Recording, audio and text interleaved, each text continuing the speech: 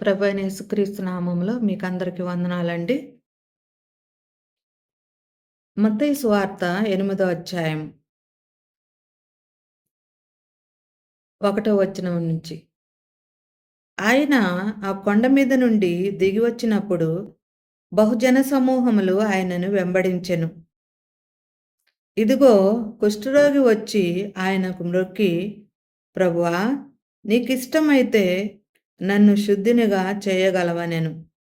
అందుకాయన చేయి చాపి వాని ముట్టి, నాకిష్టమే, నీవు శుద్ధుడవు కమ్మని చెప్పగా తక్షణమే వాని కుష్ఠరోగము శుద్ధి అయ్యెను. అప్పుడు యేసు, ఎవరితోనూ ఏమీ చెప్పకు సుమీ, కానీ నీవు వెళ్ళి వారికి సాక్షార్థమై నీ దేహమును యాజకునికి కనపరుచుకొని మోషే నియమించిన కానుక సమర్పించుమని వానితో చెప్పాను. ఆయన కపెర్నహూములో ప్రవేశించినప్పుడు ఒక శతాధిపతి ఆయన యొద్దకు వచ్చి, ప్రభువా, నా దాసుడు పక్షవాయువుతో మిగుల బాధపడుచు ఇంటిలో పడి ఉన్నాడని చెప్పి ఆయనను వేడుకొనెను. యేసు, నేను వచ్చి వాని స్వస్థపరచెదనని అతనితో చెప్పగా, ఆ శతాధిపతి, ప్రభువా, నీవు నా ఇంటిలోనికి వచ్చుటకు నేను పాత్రుడను కాను. నీవు మాట మాత్రము సెలవిమ్ము, అప్పుడు నా దాసుడు స్వస్థపరచబడును.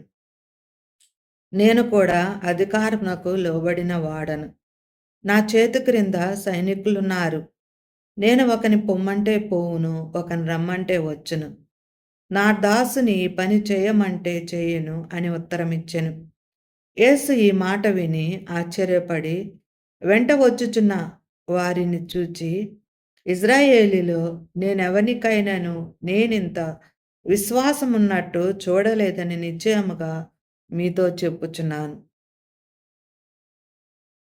అనేకులు తూర్పు నుండియు పడమట నుండి వచ్చి అబ్రహాముతో కూడాను, ఇస్సాకుతో కూడాను, యాకోబుతో కూడాను పరలోక రాజ్యమందు కూర్చుందురు గాని రాజ్య సంబంధులు వెలుపటి చీకటిలోనికి త్రోయబడుదురు.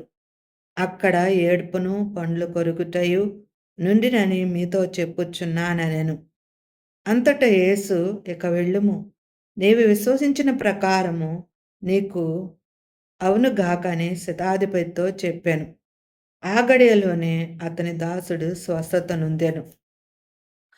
తరువాత యేసు పేతురింట్లో ప్రవేశించి జ్వరముతో పడి ఉన్న అతని అత్తను చూచి ఆమె చేయి ముట్టగా జ్వరం ఆమెను విడిచెను.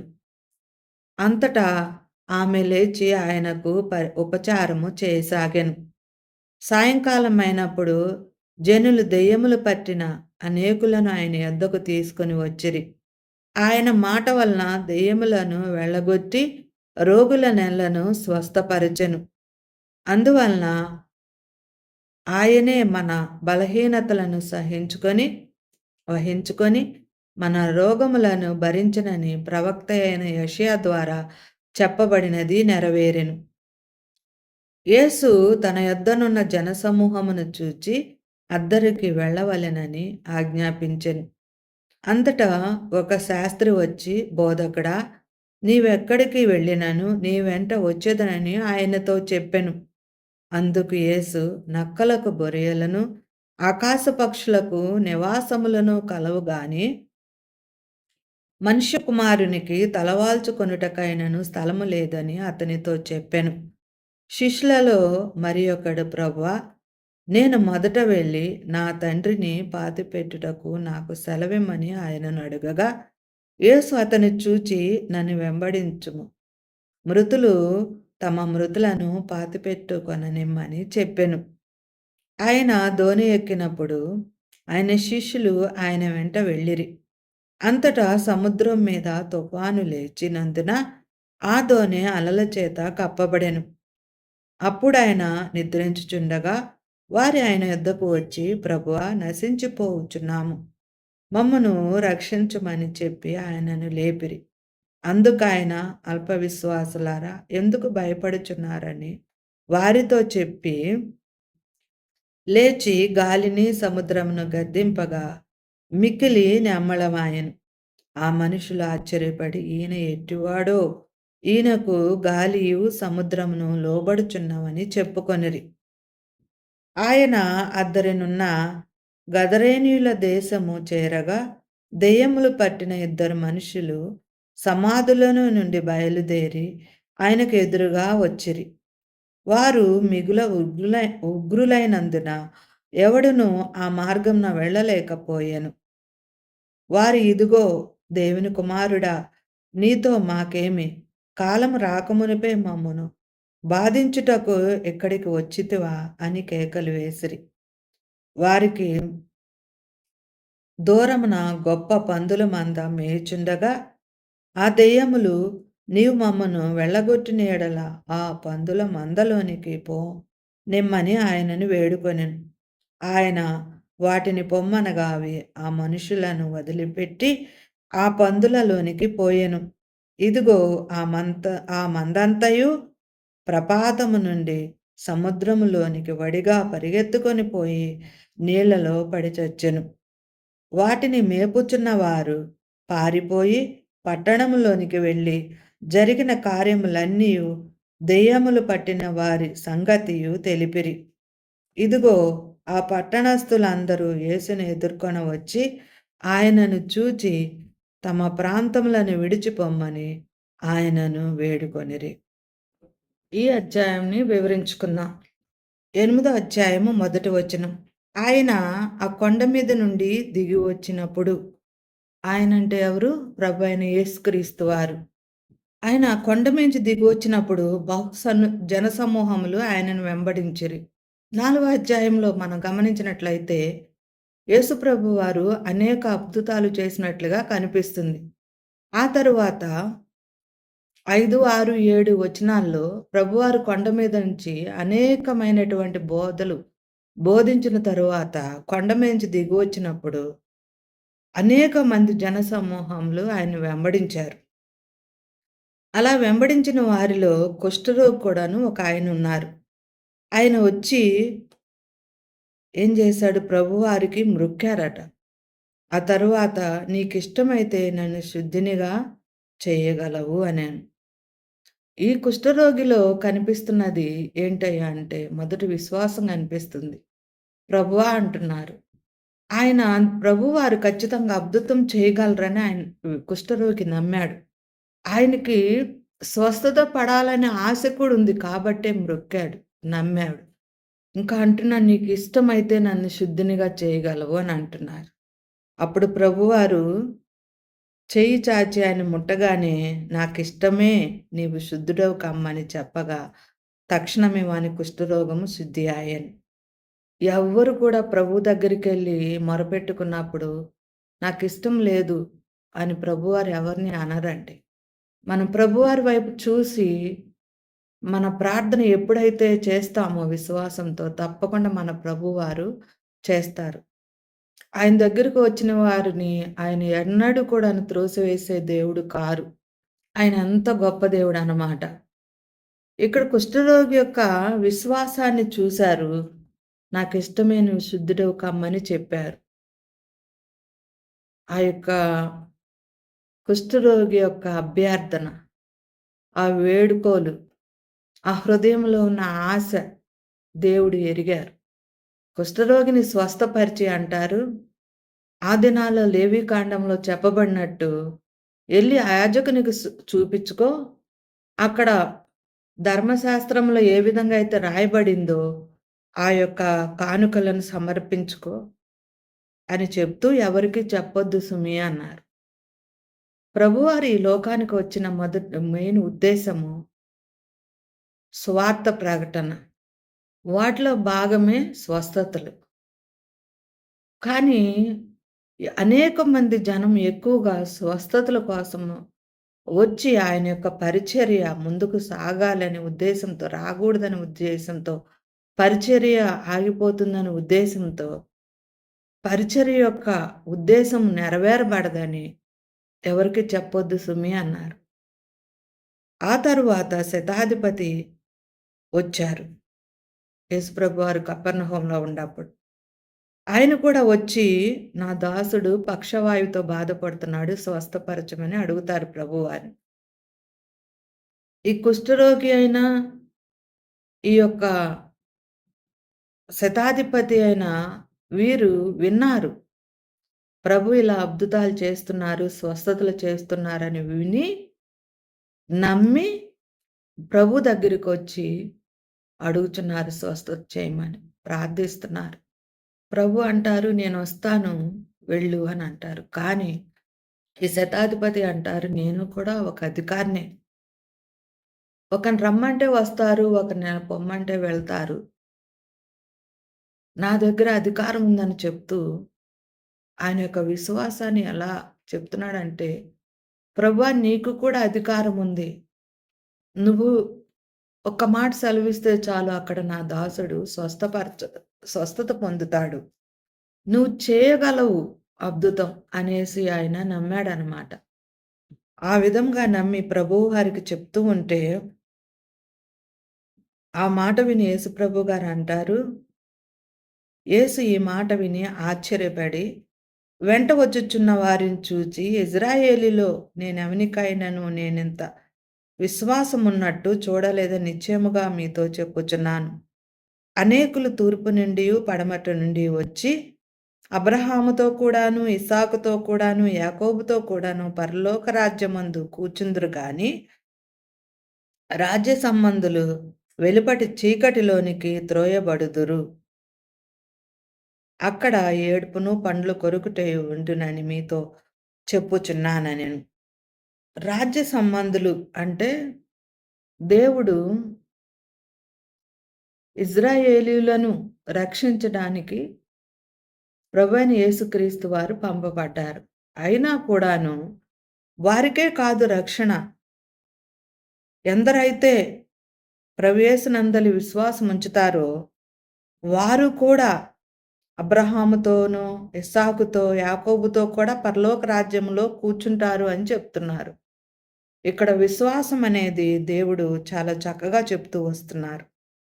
రక్షణ అనేది ఒక ఇశ్రాయేలీయులకే కాదు, ప్రభువైన యేసుక్రీస్తు వారి యందు విశ్వాసం ఉంచిన ప్రతి ఒక్కరికి కూడాను రక్షణ కలుగుతుంది అని చెప్తున్నారన్నమాట.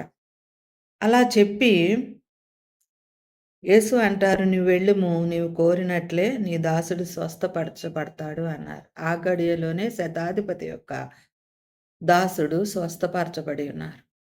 మనందరికీ తెలుసు శతాధిపతి అంటే 100 మంది సైనికుల మీద అధిపతి అని. ఆ శతాధిపతి ఎంత విశ్వాసం చూపిచ్చాడో చూడండి. ప్రభువారిని మనం విశ్వాసులమని చెప్పుకుంటున్నాం. మనం ఎంతటి విశ్వాసం చూపించగలుగుతున్నాం? మన దగ్గర గ్రంథం ఉంది. ఎన్నో సాక్ష్యాలు విన్నాం. మన జీవితంలో మనం పుట్టినది మొదలుకొని ఇప్పటి వరకు కూడా ఎన్నో అద్భుతాలు మనం దైనందిన జీవితాల్లో అనుభవించాం. కానీ ఆయా పరిస్థితులు వచ్చినప్పుడు మనం ఇంకా దేవుని మీద పూర్తిగా విశ్వాసం ఉంచలేని వారిగా ఉంటున్నాం. దేవుడు మనకు మరలా హెచ్చరిస్తున్నారు, మన విశ్వాసాన్ని పెంచుకోవాలని. తరువాత యేసు పేతురింట్లో ప్రవేశించి అక్కడ పేతురు అత్తగారు జ్వరంతో బాధపడుతూ ఉంటే తనను కూడా స్వస్థపరిచినట్లు కనిపిస్తుంది. సాయంకాలమైనప్పుడు జనులు దెయ్యములు పట్టిన అనేకులను ఆయన ఎద్దుకు తీసుకొని వచ్చిరి. ఆయన మాటలోని దెయ్యములను వెండగొట్టి రోగుల నెలను స్వస్థపరిచెను. అందువలన ఆయనే మన బలహీనతలను సహించుకొని మనం రాగములను భరించనని ప్రవక్త అయిన యెషయా ద్వారా చెప్పబడినది నెరవేరును.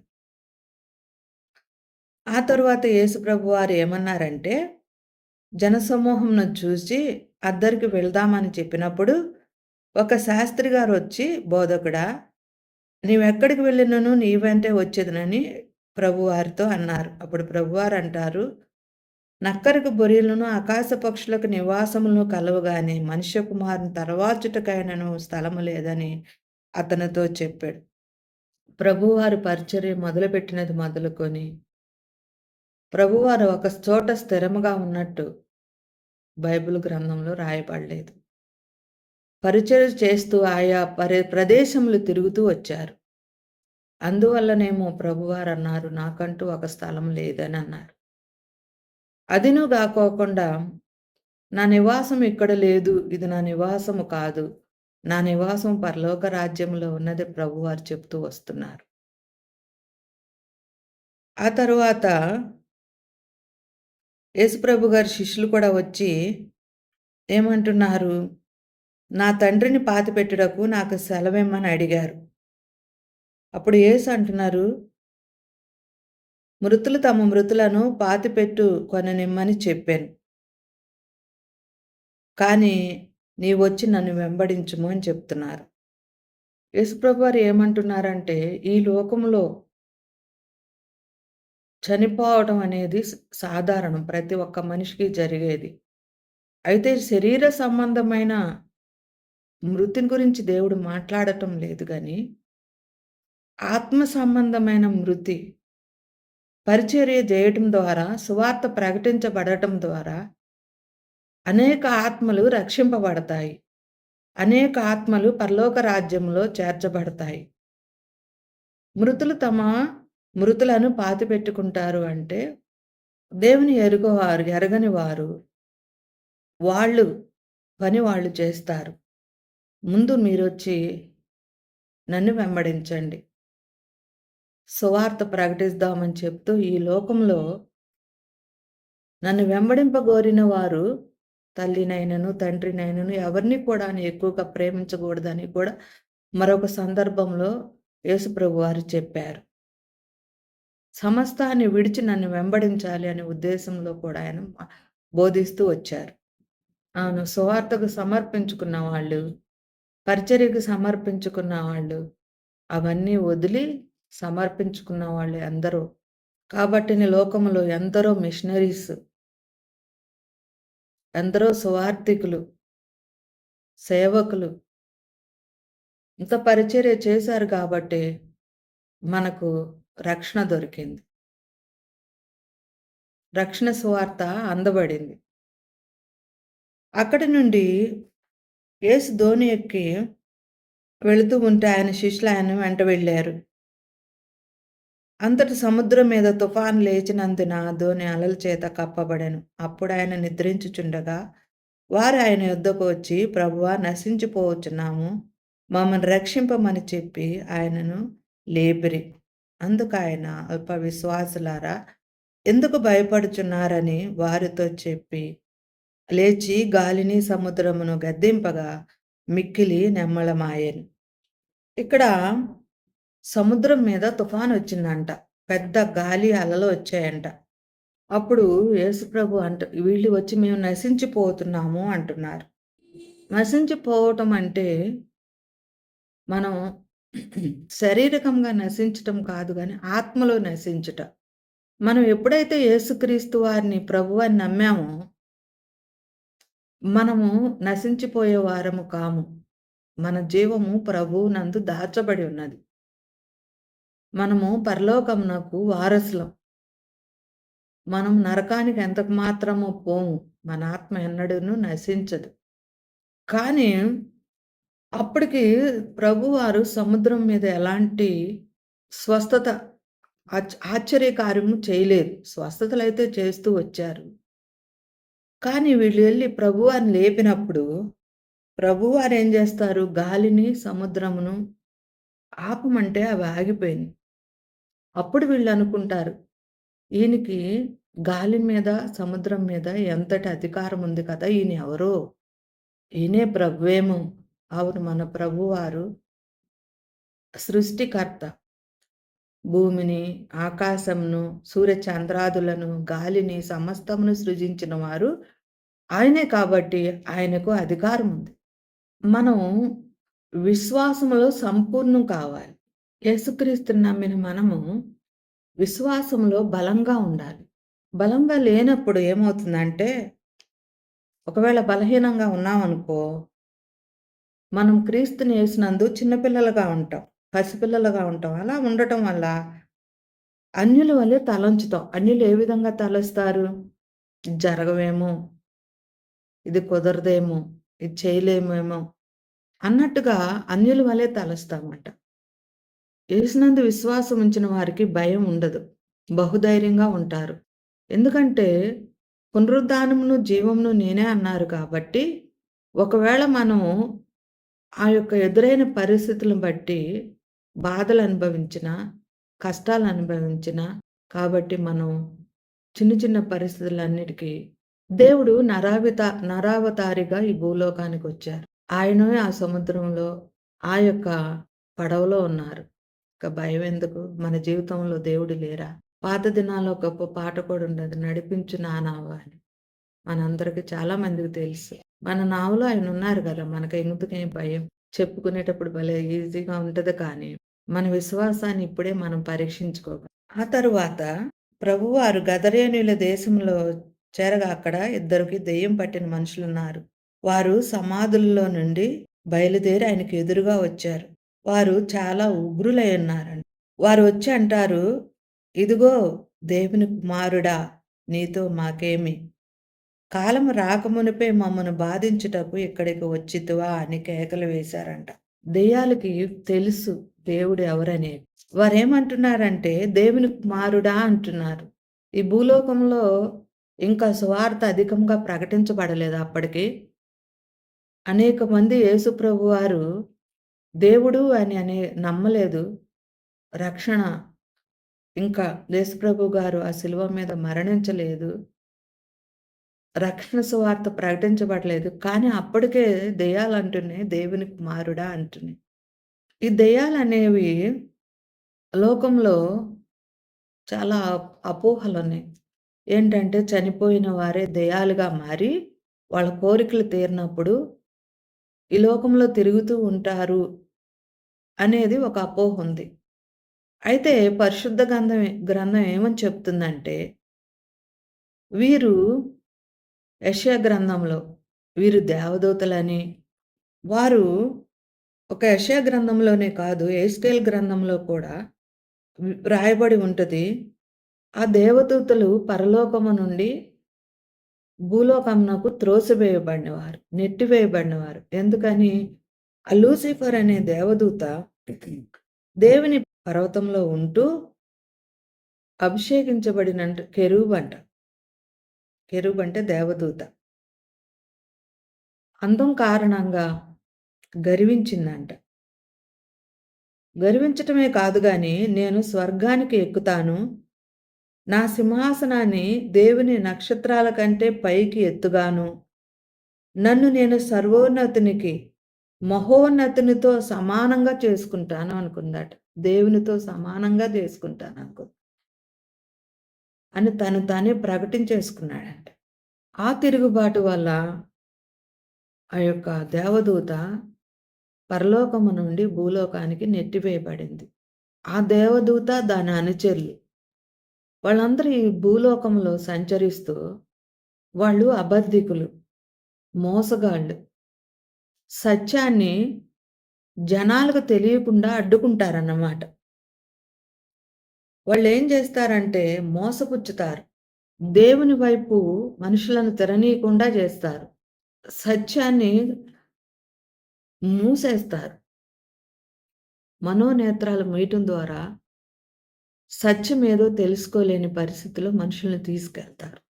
ప్రకటన గ్రంథంలో రాయబడింది వాళ్ళకి నరకము సిద్ధంగా ఉందని, వాళ్ళు అక్కడ అగ్నిగుండంలో త్రోసివేయబడతారు అని. ప్రభు రాకడ సమయంలో. దేవుని బిడ్డలైనటువంటి వారు మోక్షంలోకెళ్తారు, పరలోకమునకెళ్తారు.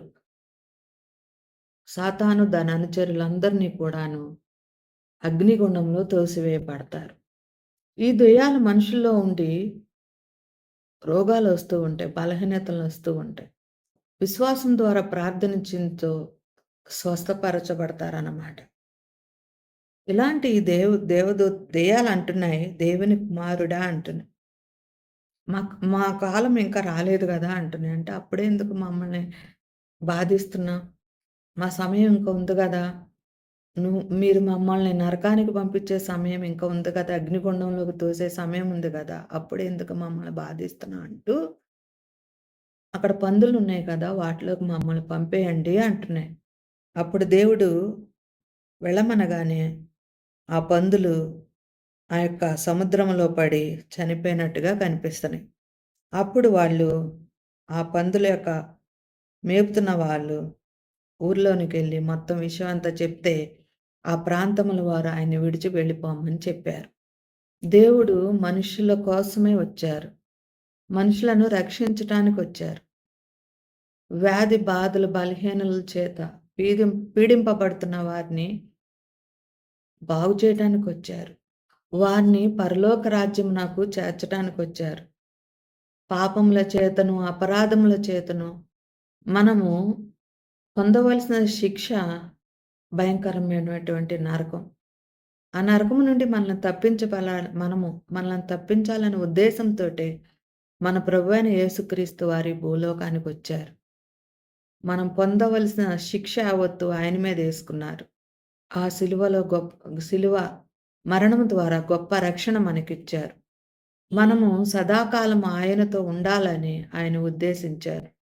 ఇంత గొప్ప దేవుడు మనకుండగా మనకెందుకు భయం, దిగులు? మనం కూడా ప్రార్థన చేద్దాం. నీకిష్టమైతే, నీకిష్టమైతే అందాం మనం ప్రార్థనలో కూడా. మా ప్రార్థన ఆలకించు ప్రభువా. అనారోగ్య పరిస్థితులు, ఆత్మీయ ఎదుగుదలలో, మన అవసరాలన్నింటిలో ప్రభు వైపు చూద్దాం. భయపడిన పరిస్థితుల్లో, కృంగిన వేళల్లో ఆయన వైపు చూద్దాం. ఆయన తప్పక మన ప్రార్థన ఆలకిస్తారు. మన ప్రార్థనకు జవాబు దయచేస్తారు. ఎంత గొప్ప దేవుడుండగా మనం ఆయనకు కృతజ్ఞతాస్తులు చెల్లిద్దాం. చిన్న ప్రార్థన చేసుకుందాం. పరిశుద్ధ ప్రభువా, దేవా, మీ యొక్క బంగారు పాదాలకు లెక్కలేని వందనాలు, స్తోత్రాలు నాయనా. నాయనా, వాక్యము ఏది చదువుతున్నా ప్రభువా, మీరు మా పట్ల చూపించే ప్రేమ కనిపిస్తుంది ప్రభువా. మనుషుల పట్ల మీకున్న దయ కనిపిస్తుంది ప్రభువా. కనికరం కనిపిస్తుంది ప్రభు. ప్రేమ కనిపిస్తుంది నాయనా. మీరు మా కోసమే నా తండ్రి, నా ప్రభా, ఈ భూలోకానికి వచ్చారు ప్రభా.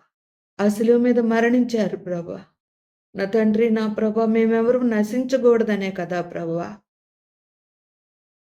మీరు మాకు రక్షణ ఇచ్చారు ప్రభా. మేము సదాకాలం నీతో ఉండాలని నిశ్చయించారు ప్రభు.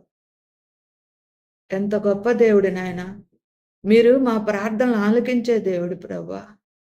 మా ప్రార్థనలకు జవాబిచ్చే దేవుడు ప్రభా. మిమ్మలను మొరపెట్టేవారిని మీరెన్నడూ త్రోసివేయరు నాయన. ఇంత గొప్ప దేవుడు మా జీవితంలో దేవుడుగా ఉన్నందుకు మీకు వందన స్తోత్రాలు చెల్లిస్తూ యేసుక్రీస్తు పరిశుద్ధ నామమున వేడుకొంచున్నాం తండ్రి. ఆమేన్. ఈ యొక్క పరిచర్యలు ఆత్మీయంగా ఉన్నాయి అనుకుంటే లైక్ చేయండి.